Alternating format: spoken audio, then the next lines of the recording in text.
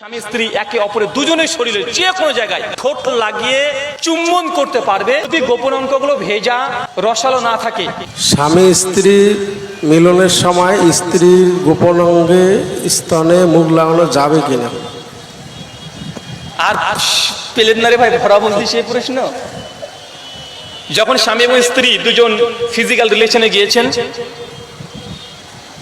শারীরিক সম্পর্ক করছেন, সেই সময় স্বামী এবং স্ত্রী একে অপরের গোপন অঙ্গতে চুম্বন করা, এগুলো বৈধ কি বৈধ নাই?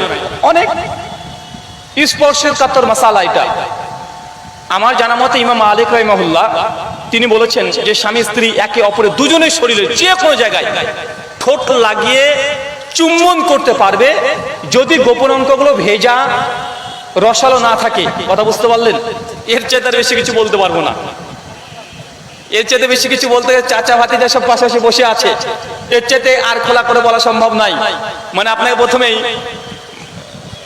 2 নম্বর, স্বামী এবং স্ত্রী দুজনের জৈবিক চাহিদা পূরণ করার জন্য যে কোনো পদ্ধতি তারা ব্যবহার করতে পারে। কি পদ্ধতি এটা আপনারা দেখে নেন।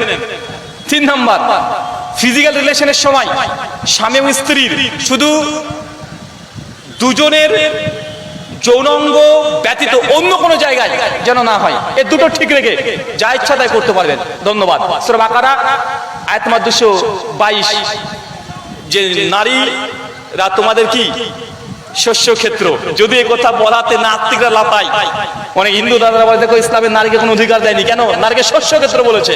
ভাই একই কথা মনুসংহিতাতেও আছে, 5ম অধ্যায় 33, 34, 35 নম্বর শ্লোকে পরিষ্কার বলা হয়েছে যে পুরুষ এতে বীজ স্বরূপ আর নারী ভূতা শস্য, নারীরা শস্য ক্ষেত্রের ন্যায়।